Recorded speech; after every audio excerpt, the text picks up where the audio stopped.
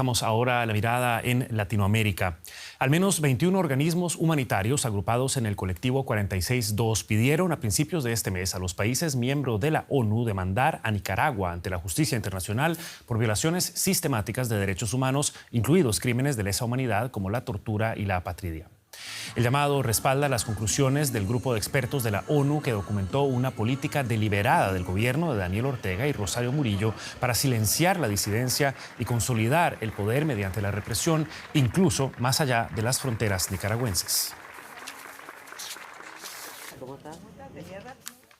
Y para ampliar este tema tenemos el gusto de conversar con Félix Maradiaga, político, académico y activista nicaragüense, una de las figuras más reconocidas de la oposición al régimen de Daniel Ortega. Muchísimas gracias por estar con nosotros y bienvenido a DW. Muchas gracias. Cuando usted ve demandas como la que acabamos de presentar, o las solicitudes de demanda, mejor dicho, ¿considera que eso realmente va a llevar a un cambio significativo en Nicaragua? Por sí solas, obviamente, no es todo lo que se debe hacer, pero es lo fundamental.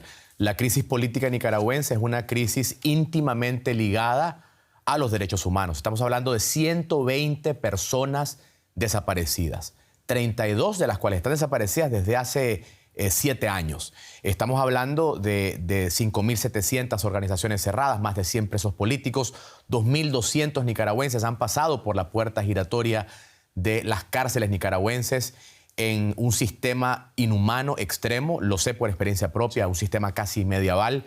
Por tanto, la crisis nicaragüense, sin lugar a duda, es una crisis política donde hay un régimen que ha creado una situación que solo puede ser descrita como dictadura, pero a la par de esa autocracia política hay un sistema de graves violaciones a los derechos humanos. Ya lo mencionaba, cuando hablamos de Nicaragua muchas personas hablan ya de una dictadura pura y dura. ¿Qué escenarios se abren para las posibles próximas elecciones en el país entonces? Pero en primer lugar hay que decir que elecciones libres no hay. Intentamos en algún momento, otros colegas y yo, en el proceso de primarias, demostrarle a Ortega que no puede ganar elecciones ni siquiera bajo sus términos. Modificaron la Constitución, crearon un documento que crea la copresidencia, pueden convocar a elecciones cuando ellos quieran bajo sus términos. Sin embargo, la oposición democrática nicaragüense no ha abandonado la vía democrática, estamos recurriendo a la comunidad internacional y creemos que hay una salida. Y los escenarios que se abren son esencialmente la pérdida absoluta del respaldo del régimen, aún dentro de su propia gente. También una sucesión dinástica que quieren imponer. Ortega ha nombrado a su esposa copresidenta, quiere imponer a sus hijos y ni siquiera la misma base sandinista los acepta. Así que la oportunidad está en el deseo de cambio de los mismos nicaragüenses. No obstante, la oposición nicaragüense no está exenta de críticas. Muchas veces se les acusa de no tener suficiente unidad, de no tener realmente una estrategia para lograr esos objetivos que usted acaba de mencionar. ¿Cuál es la estrategia de la oposición de Nicaragua? Tenemos 5 puntos muy claros. En primer lugar, internacionalizar nuestra demanda. Ortega no es un problema exclusivo de los nicaragüenses. Ha abierto el territorio nicaragüense para China, para Irán, para Rusia. Entonces, ese es el punto número 1. Lo segundo es la presión internacional, sobre todo golpear las fuentes de financiamiento de la dictadura. Ortega está ligado al crimen organizado. En tercer lugar, la vía de derechos humanos, un respaldo pleno al grupo de expertos. En cuarto lugar, establecer un íntimo contacto con la resistencia interna del país, que existe todavía. Y finalmente, el quinto punto, que es un rostro de coordinación, de concertación, que es complicado. Y es complicado porque Ortega ha perseguido a gente de la izquierda, del centro, de la derecha, ha perseguido a la Iglesia Católica, a la Iglesia Evangélica, a la Iglesia Morava, sí, a indígenas nicaragüenses, a jóvenes.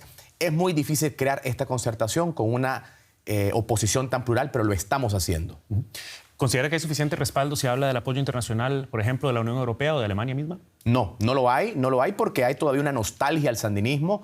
El rostro del sandinismo en los años 80 cautivó los corazones, la imaginación de ciertos grupos progresistas o socialdemócratas del mundo. Ortega hoy es un traidor incluso de lo que él prometió. Y lo que estamos explicando es que esto no es un tema ideológico. Esto es un tema de derechos humanos, de dignidad humana. Y esperamos, eso nos ha traído acá a Alemania, de atraer atención a la difícil situación nicaragüense. Es casi imposible no comparar la situación de Nicaragua con la de Venezuela. Hemos escuchado declaraciones como las de María Corina Machado, que dijo que si cae el régimen de Maduro, caen también Cuba y Nicaragua, por ejemplo.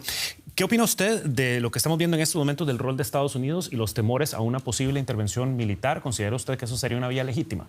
Bueno, en primer lugar, nosotros, como oposición nicaragüense, hemos establecido una estrecha colaboración con la oposición de Venezuela, particularmente la facción que yo represento tiene un convenio con María Corina Machado, es decir, hemos acordado, al igual que con otras expresiones, que en este momento el cambio democrático de América Latina pasa por un cambio en Venezuela. En otras palabras, si no hay un cambio en Venezuela, será muy difícil lograr algo en Cuba o algo en Nicaragua. En cuanto a las vías que se están procurando, eso es un debate interno de Estados Unidos, nosotros quisiéramos que fuera con el mayor apoyo bipartidista en el marco de la legislación norteamericana, pero sí debemos reconocer sobre todo el liderazgo del secretario Marco Rubio, que ha tomado una atención a casos que estaban olvidados, como es el caso de Cuba y de Nicaragua y naturalmente el de Venezuela. Pero le pregunto particularmente por la posibilidad de una intervención militar. Bueno, yo creo de que una intervención militar en los términos tradicionales creo que no cabe en América Latina. En el caso concreto de Nicolás Maduro, su vínculo con el crimen organizado, con el narcotráfico, lo coloca en otra categoría. Félix Maradiaga, muchísimas gracias por estas apreciaciones y ojalá hasta una próxima ocasión. A usted, muchas gracias.